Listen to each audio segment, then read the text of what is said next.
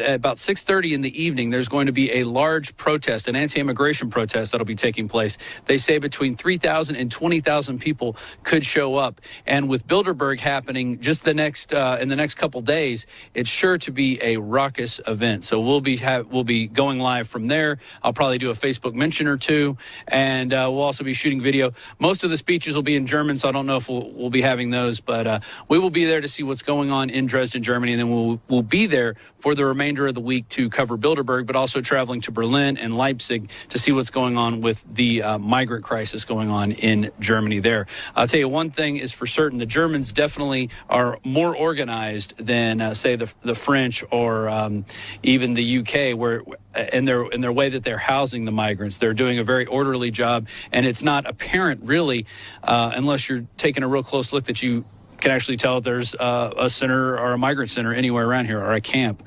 So they're definitely keeping it more organized, but you can tell they're stressed. The people here that we've talked to are very stressed, and they feel that most of these migrants should go back. They took 1 million in last year, 250,000 this year already, and you could feel that they're at the breaking point. And they're several countries in from the Eastern European countries. You've got, Czech Republic down below us. Austria is getting flooded, especially in Vienna. And then you have Hungary, Macedonia is down there, the former Yugoslav, you have Croatia, Bosnia, and Serbia. So all these areas are getting overrun, and they're making their way into Europe. So we'll be filing more reports on the road, but here's a pretty interesting look at Castle Wolfstein here in just outside of Newmarket, Germany, and we're in Bavaria right now. Very beautiful area, and you can see all these interesting mounds out in the distance that, they have these plateaued mounds on top. So who knows what is beneath those? There's a lot of history here. And, actually the Romans came through here and invaded around the time of Julius Caesar, and when this was called Gaul. And but a very beautiful land. Very nice people. Everybody we've met so far has been really nice. And even the migrant Muhammad we talked to today was very nice and very open. So it's interesting to actually sit down and talk to these people and get their perspective, because, that's what this world's all about, getting different perspectives from people. So this has been Rob Dew reporting for Infowars.com. We'll be filing more reports from Germany. That is cutting-edge 21st century media, folks. There, asked tough questions. Others sucked up, basically. Like who? Just well-known talk show hosts who you think would be asking tough questions, but it said things like, you're such an innovator, you're such an impressive guy. No, who said that? Come on, you can imagine. But now, this is an important meeting, obviously, that happened a few weeks ago, and folks are asking me, some of them like, why are you having Tucker Carlson on? He went to that meeting. I would go to Bilderberg Group meeting if they invited me. I would go to Davos if they invited me. I would have gone to this probably, but I would have come out and said what happened and been critical of it, just like Tucker Carlson did. People also say, it's a minority of folks, they go, listen, Tucker Carlson's on Fox News. We also created the Daily Caller that's constantly defeating enemies of our Second Amendment, defending our sovereignty. I judge a tree by its fruit. So I'm not in defense of Tucker Carlson. I disagree with him on some stuff. He disagrees with me on some stuff. But we believe in the First Amendment and America. And the fact that Tucker Carlson, in my view, is getting more hardcore over the years shows he's a good guy, and also shows the liberty movement is growing, and it's survivable now to be able to openly talk about global government and all the corruption in a time when journalists are getting audited and arrested and censored off of Facebook. So Tucker's here with us at the bottom of the hour. Then my exclusive interview with Roger Stone. We taped this Saturday. He had to leave because his mother died. He said, I just talked to my mom for the last time. I got to go. She's gone. And she died last night. So tough guy. He sucked it up and came in here 10 minutes after he learned she was going any minute and did the interview to give us the inside scoop on the VP choice. Now, the headline here is, and we're going to premiere it, Trump VP pick leaked. Now, I'm not throwing Stone under the bus. You're going to discover what really happened. But, when I figure something out for myself, I figure it out. So, and it's not 100% set in stone, but little birdies, not just Stone, little birdies said 95%. So you're going to hear it here first, ladies and gentlemen. We'll get Tucker's take. He may know as well or have a good idea. It's kind of like when you guess it, you can't help it. Tucker Carlson, great to have you here with us. Hey, Alex, thanks for having me. Wow. Where do you want to start? With the whole Facebook situation? Well, I don't have much to add to it other than Glenn Beck behaved in a pretty self-discrediting way, I thought. It's interesting to see people around billionaires I've got nothing against billionaires. I'm impressed by people who make their own fortunes, of course. But I also don't feel the need to slavishly suck up to them, to lick their boots, and he does. So that was kind of interesting.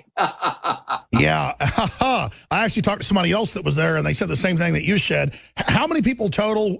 Refresh folks' memory. Where did you meet? What was it like? We met at Facebook HQ outside San Francisco, probably 15 people. Some of them you would recognize, some you wouldn't.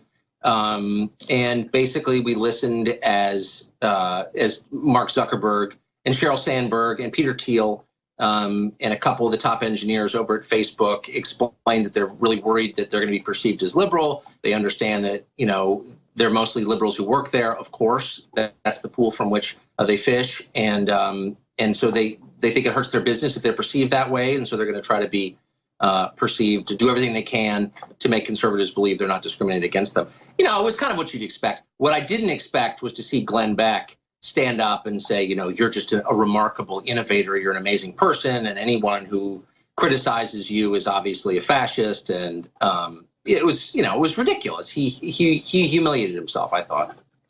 He also said that Zuckerberg looks you in the eye all the time. That's what a psychopath will do. I get in German culture, they also look in the eye. I look folks in the eye a lot, but it makes people uncomfortable sometimes, so I start looking away. It's not that I'm trying to hide something. It's that for whatever reason, I found when I look people in the eye too long, they start basically, you know, bumbling around.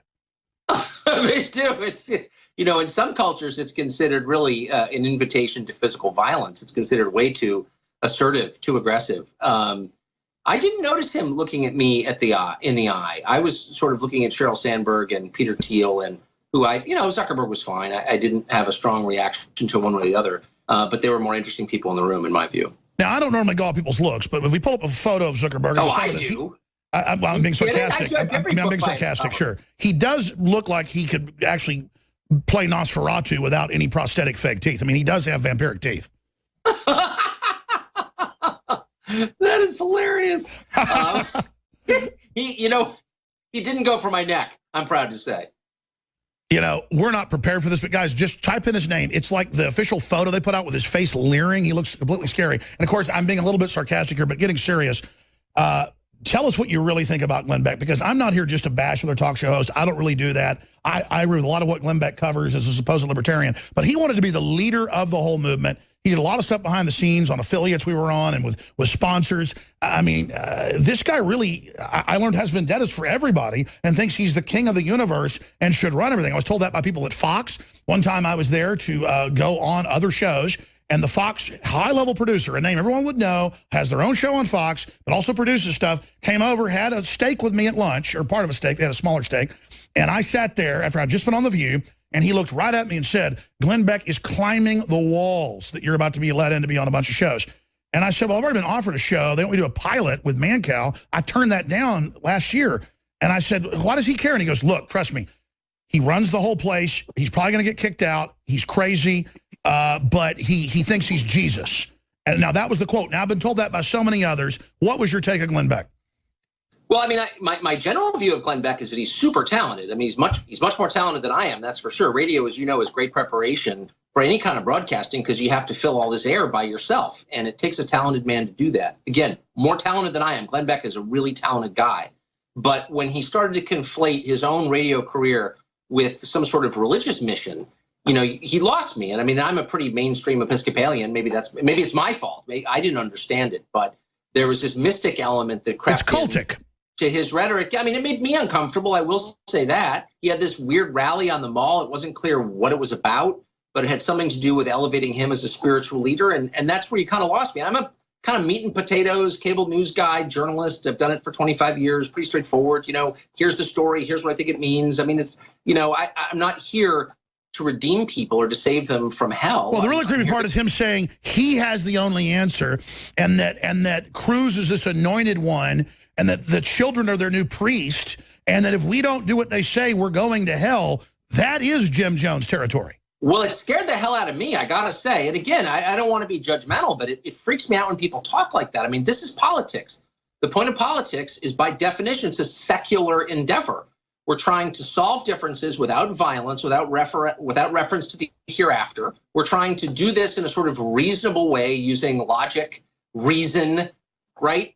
And when you all of a sudden start imputing religious motives or significance to the politicians you support, then it gets way too heavy and weird for me. And also, by the way, the implication is if my guy is the Messiah or I'm the Messiah and you disagree with him or me, you're damned. You're literally looking at eternal damnation.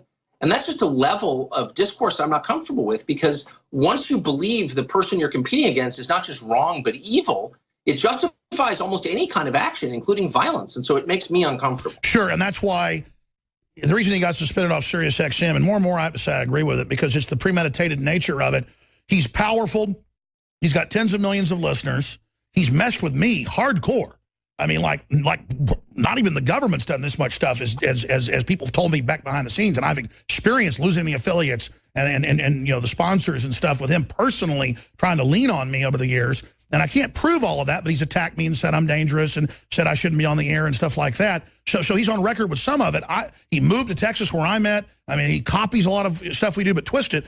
But he said once, you know, let me on the stage with Trump. I'm going to stab him a bunch. I wouldn't stop. Then he said, oh, I didn't mean that about Trump. And then he has this other guy on to say, well, we mean this hypothetically, but somebody needs to take him out, Trump. And it's the sneakiness of it that makes it so creepy. He's not just talking about killing Trump. He's trying to, like, say, somebody needs to take care of this problem. Okay, yeah, he needs to die, but we need to watch how we say it. And this is a guy with hundreds of millions of dollars, or at least he used to have it. That's dangerous.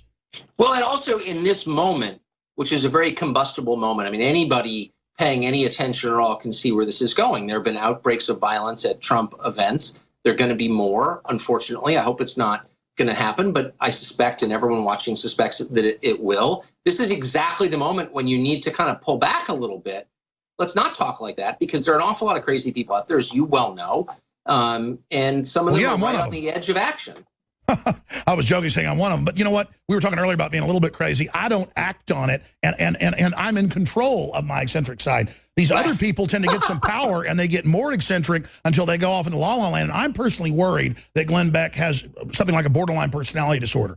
I personally, you know, in study and life have researched that. Let's just say I read a few books on it and talked to some psychologists about it, but because I know some folks that have it.